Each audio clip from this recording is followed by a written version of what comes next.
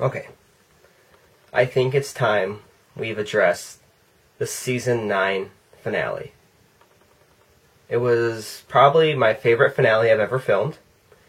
And there was a lot of positivity from it, but there was a lot of negativity as well because some of you are salty beans. So I'm going to start off by reading some of the comments. Alright, so I'm going to address this one. It said, in the end, it didn't matter, but there is no way Kyle Busch would have even attempted to pass Erik Jones. Have you watched Kyle Busch race? It's Kyle frickin' Busch. He goes for the win. He doesn't care what the points position is. I'm sure most of you think he should have been in the finale, but he wasn't. It's Kyle Busch. He's going to pass people. He's going to want to win the race if he has a chance. I think the battle was for 4th or 5th. Of course Kyle Busch is going to pass Erik Jones. He don't care. Eric's a big boy. He can handle his own business. How about that for a response? Alright. Somebody says, I'm angry face mad. And he has a Kyle Busch as an avatar.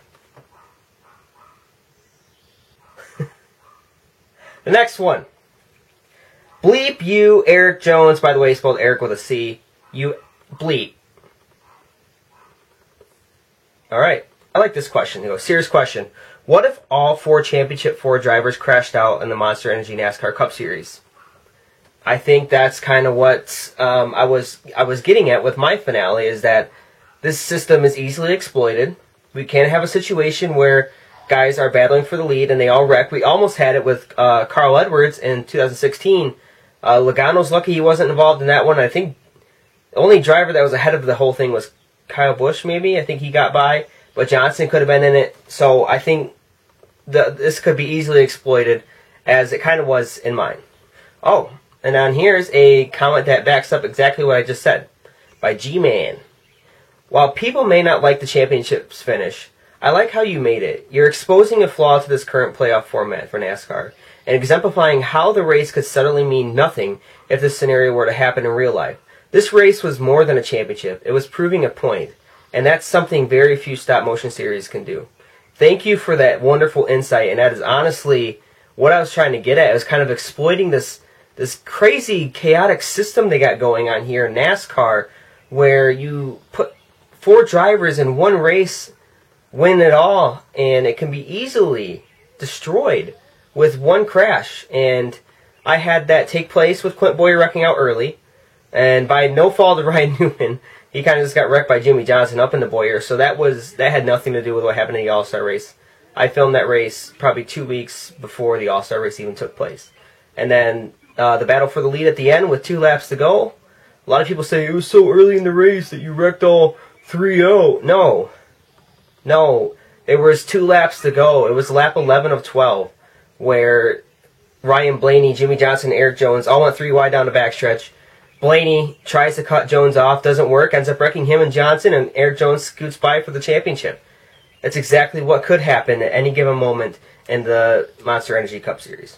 Somebody says, really crappy way to win a championship.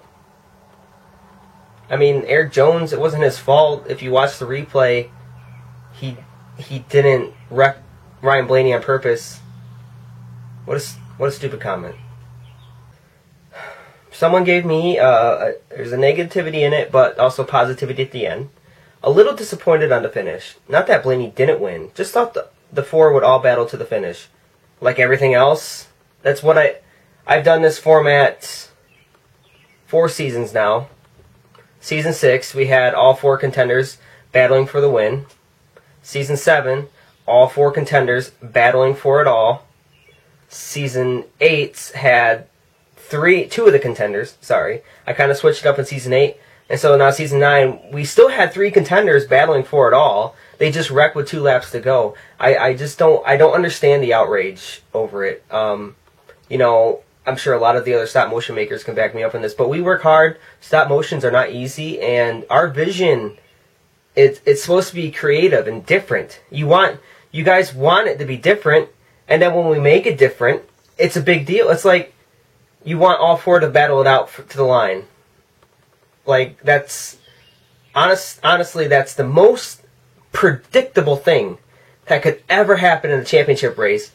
And do you see that in the Monster Energy Cup Series? Let's see. 2014 was the first one. That probably, I would classify 4 of them were in at the end because we had a late caution. 2015, it was realistically just Kyle Busch and Kevin Harvick battling for it all. Truex was non-existent all day, and Gordon struggled, but still I think finished 6th. 2016, we had Johnson scoot away with it because he had a good last restart, and also Carl Edwards wrecked. 2017, it was just Truex versus Kyle Busch. And then last year it was Truex versus Logano. So it's not like the Monster Energy Cup Series has always had 4 drivers always battling it out to the end. And I think that's just irritating to me because when I try and make something different, change the wave of the game, it gets a lot of backlash. And I just thought, I was so excited to share this finale because Erik Jones, if you watched the entirety of season 9, was not the best driver. Ryan Blaney or Chase Elliott probably were the 2 best drivers this season. Another flaw, Chase Elliott didn't make it to the finale because this system is chaotic and can end anybody's championship hopes. Jimmy Johnson had a good season, so he was rightfully there. And Clint Bowyer had a mediocre season and made it to the finale and ended up wrecking like in lap 2. So, and then I had an unpredictable champion in Erik Jones. He dominated the championship race. He led the championship, I think, almost all race long. And then, so it's like the perfect Cinderella story. He shows up, does good, and wins the championship. I mean, it's not like Erik Jones had a bad playoffs. He's probably the Tony Stewart of 2011 in this playoffs. So, I don't know. I was just excited to share it. And the point of this video is I'm just a little disappointed in the backlash. And I get there's always going to be backlash. You're always going to get dislikes and stupid stuff like that. But just from my perspective, I was excited to share it. I thought it was cool, something different. And a lot of you thought it wasn't, which is fair. You're all entitled to your opinions, but I'm also entitled to mine.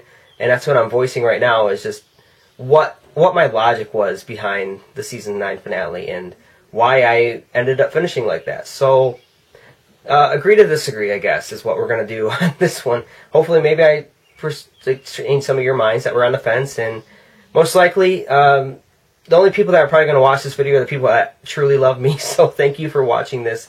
And the people that comment negativity probably aren't going to watch this at all. So I guess I'm just talking to the wind.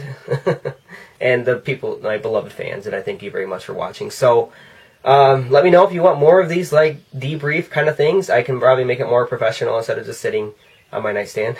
So, thanks everybody for watching again. You guys are so special to me. So, truly thank everyone that loved the Season 9 finale and Season 9 in a whole, because it was such a fun season to film. Honestly, there was a long break in between races, which hurt the momentum, but we finally got it rolling here in the spring. And, man, it was such a great playoff, and I really had fun and enjoyed it so much. And the dogs are barking, so sorry about that. Thank you everybody for watching. This is JT24, James26, signing out.